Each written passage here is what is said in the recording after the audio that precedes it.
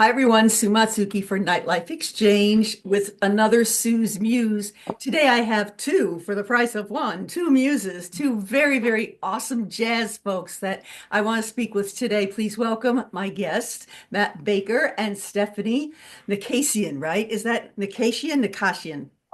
Let's do Nakasian. It's a little nicer. Nakasian. Yes. Syllable and the wrong emphasis. Oh well. This is why I ask. I'm horrible with names and stuff like that. It's a little dyslexic stuff kicks in. So welcome both of you. I'm so thrilled to have you both. I want to talk about, first of all, how you both met. Tell me how you both met. Because I know you're from Australia, Matt, and Stephanie, you live in Virginia right now? Well, I was in New York then, but Matt has a better memory than I. Yeah, You I tell- remember the whole thing. I mean, like the one step before meeting Steffi was I met Veronica. In fact, I was introduced to her daughter That's Veronica, Veronica Swift, everybody, in case you didn't Veronica know. Swift. Yeah, about 4 months earlier, but Veronica was still in Miami at the university, and so we hadn't actually met then.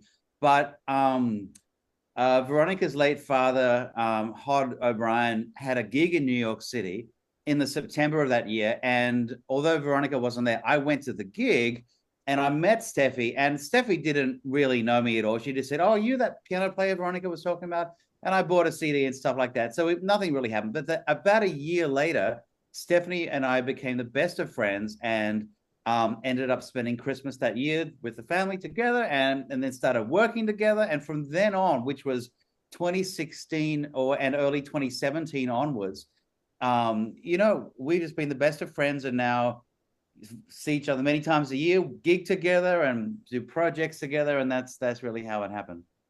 And Matt, you and I met 20 something years ago when you were here with a singer from Australia, if I remember correctly. Is that how we met? Oh, that's really testing my memory. I've been in New York almost 15 years, but I came here 4 times before moving here.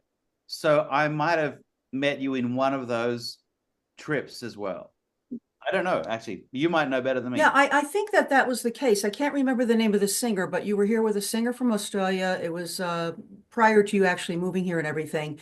How do you like New York? How do you like living in New York now? Listen, I love it. I love it as much as I loved it when I had been here only 6 months. It's still electrifying and vibrant and inspiring and exciting. And I have all these new things that I'm continually growing and creating that I wasn't doing 15 years ago.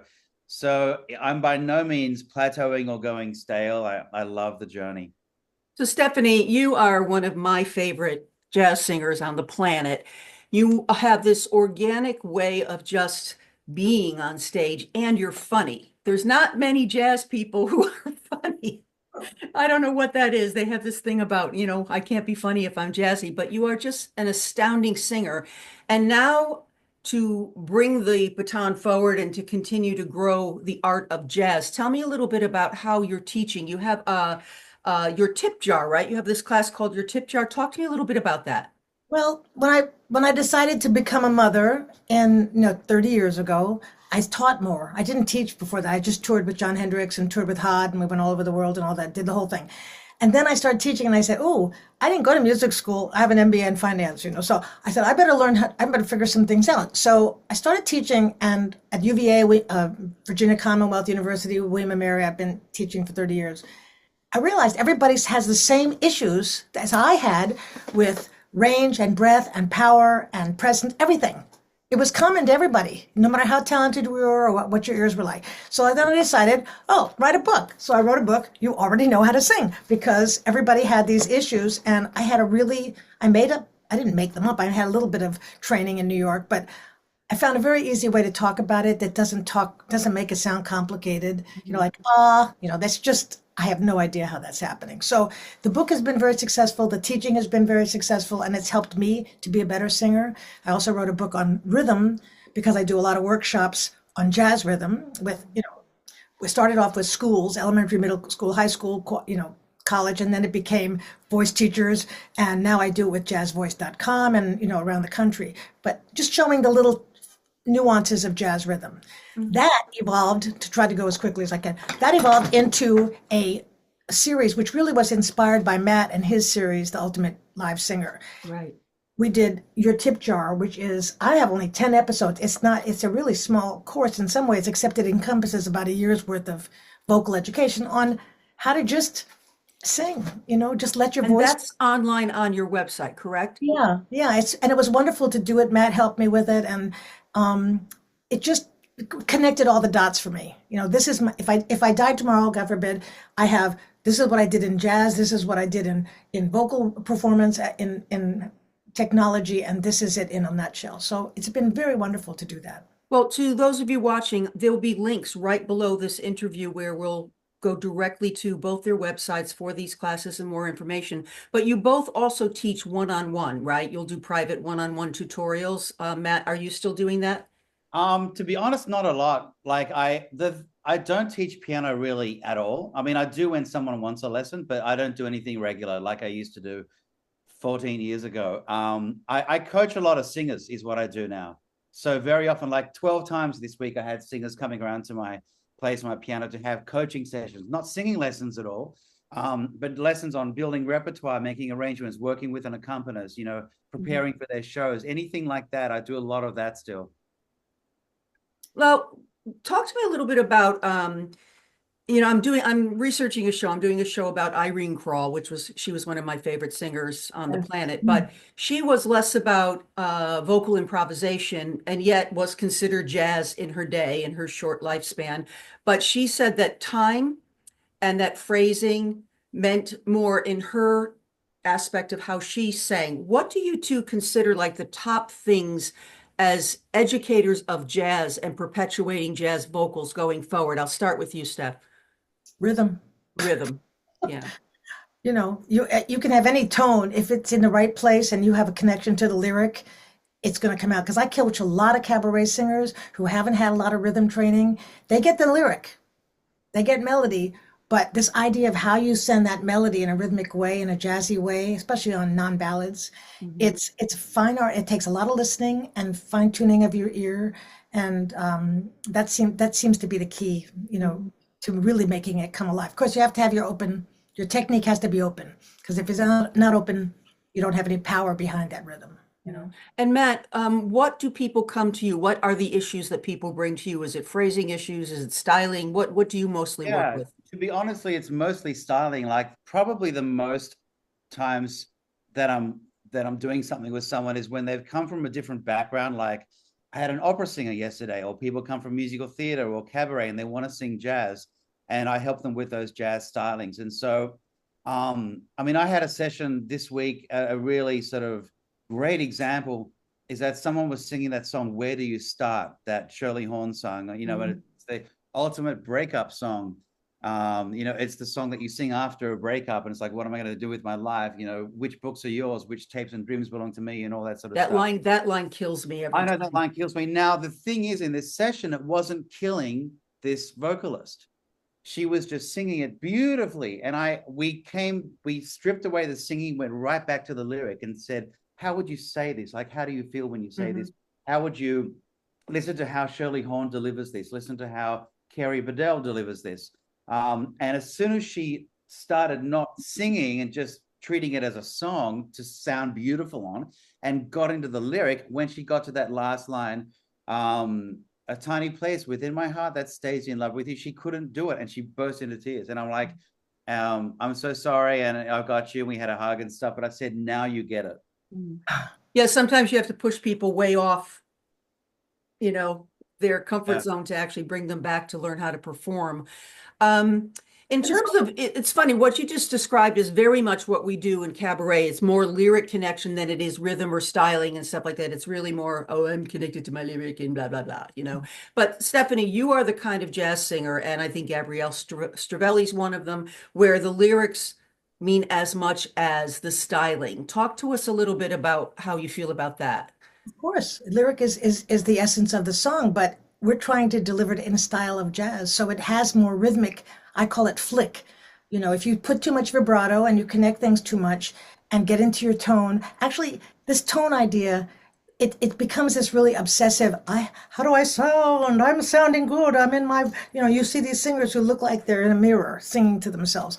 And what we're really trying to do with technique is free you from that. free you from technique, free you from how do I sound, what's the note, what am I doing here? So you just can express yourself honestly with that lyric. So we have to deal with some technique, but we don't want to get caught in it. So the ones that, when I have a student come to me and they say they've never taken voice lessons, I go, yes.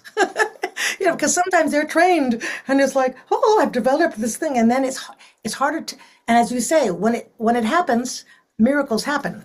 That brings me to my third book. So this book is a story that my students have come to me saying, oh, I'm not a good singer. My mother's the good singer. Yet they pay $800 or whatever to take private lessons with me. And then at the end of it, they're like, wow, they discover their voice. And as you say, Matt, sometimes they have never heard their voice before. And they've never been that naked and expressive.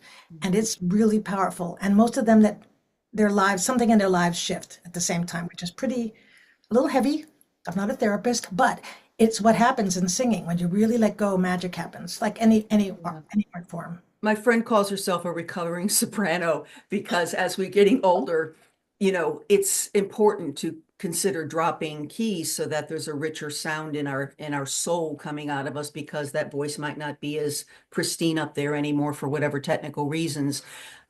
What is your favorite kind of voice? When you go and you see a singer you've never seen before, what is it? I'm going to start with you, Matt. What is it that makes you go, oh my goodness? What is it about a singer that you've never heard before that makes you sit up and go, wow, I got to follow this person?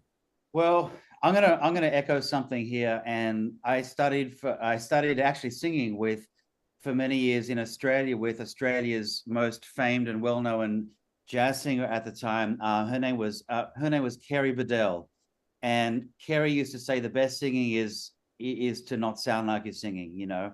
Is when you don't sound like you're singing. And for me, when I get up and with someone with heart and emotion and lyric and says, where do you start, for example, and sung, but it doesn't come across as being someone who's trying to show off a great voice or just sound good, but wants to deliver a story. When I get delivered a story and I start to go along that journey into my fantasy world, that's the singing that I love the most.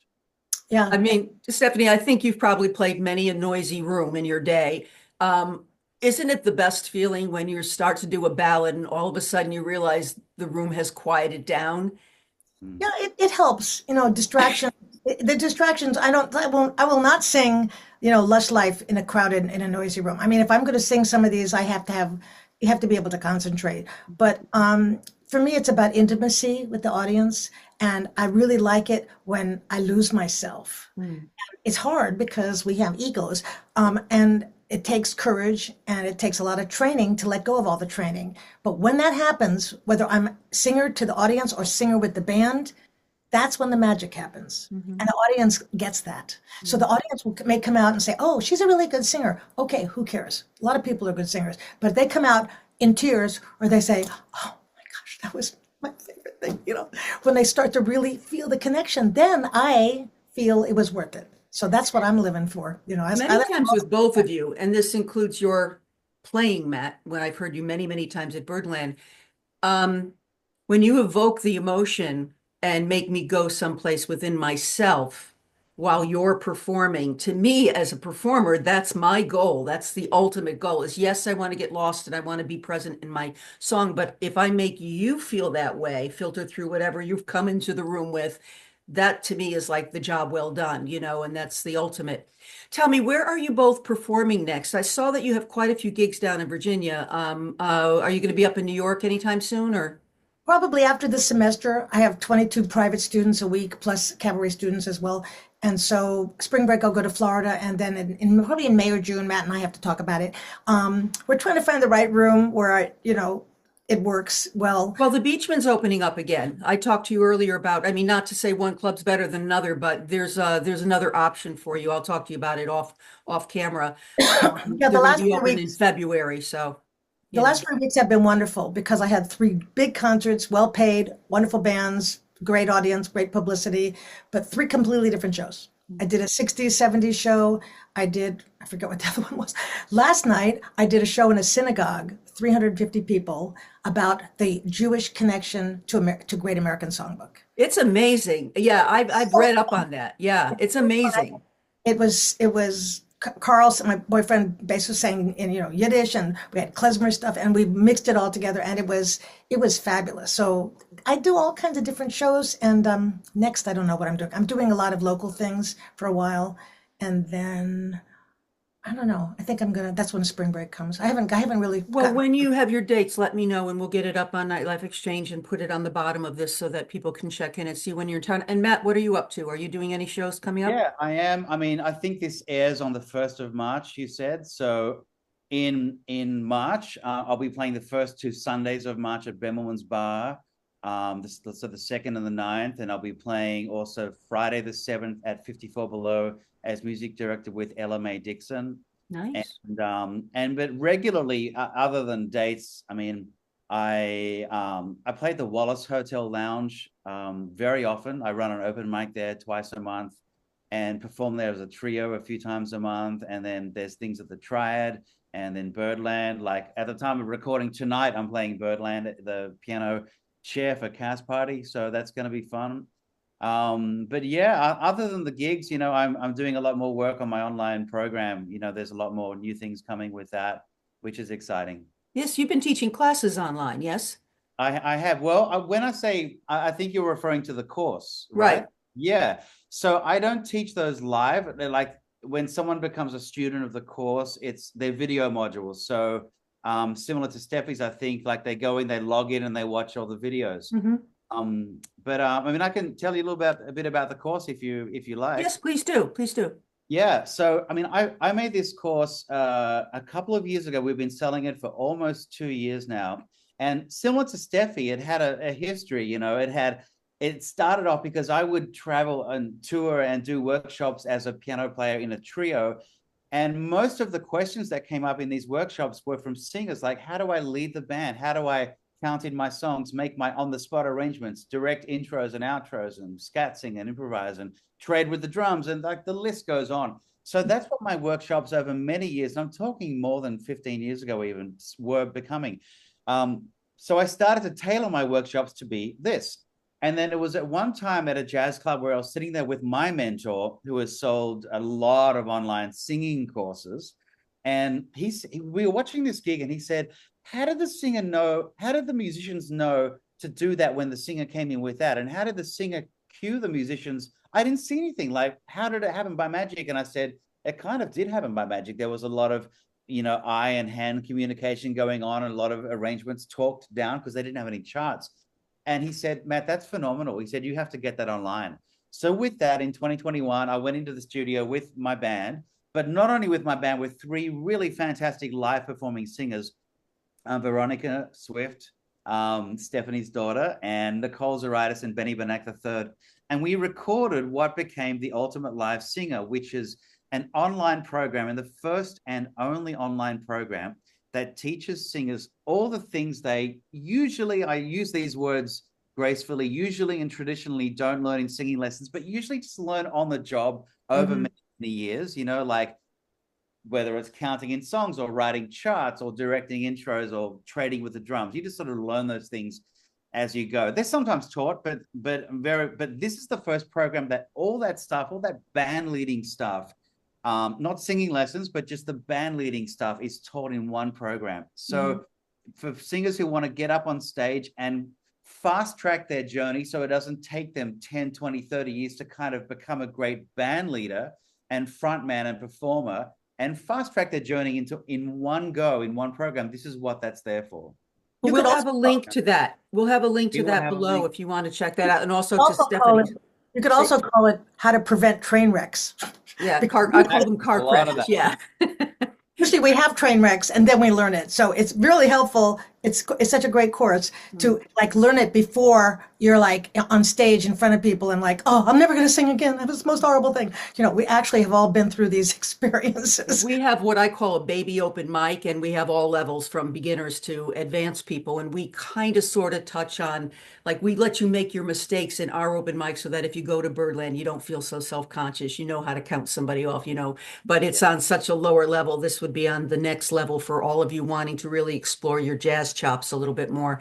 So in closing, when I started this, when I turned on the computer and I talked with both Stephanie and Matt, I had mentioned how I love Stephanie's face because her photographs kind of exude this joy and energy that I know you to be in real life. And she said, wow, that was Matt. And I was like, of course it was Matt. Matt, you have this whole other, you are like a jack of many, many trades, and you are now putting out a shingle as a photographer too. How did that come to be and when? I mean, I've only known about it for about 2 or 3 years at this point because you would take our pictures at Susie Mosher's and stuff like that. Yeah. I've been a professional photographer, as in earning money from paid shoots, for about 13 years now. So it was always a hobby. And then I would only photograph like architecture and landscape and things like that. But people started to ask me to take their photos about 13, 14 years ago. And I remember thinking to myself, gosh, how do you photograph a person? How do you light them? How do you get them to pose? How do you retouch if that's necessary? All that stuff. So I learned, and I started doing it, kind of as a bit of a side hustle. This is like 13 years ago. And it went well. And so I thought to myself, if this is going to be long term, I better get really good at this really quickly. So I went to school and I studied it. I got some great equipment. I've forever updating the equipment and adding to it.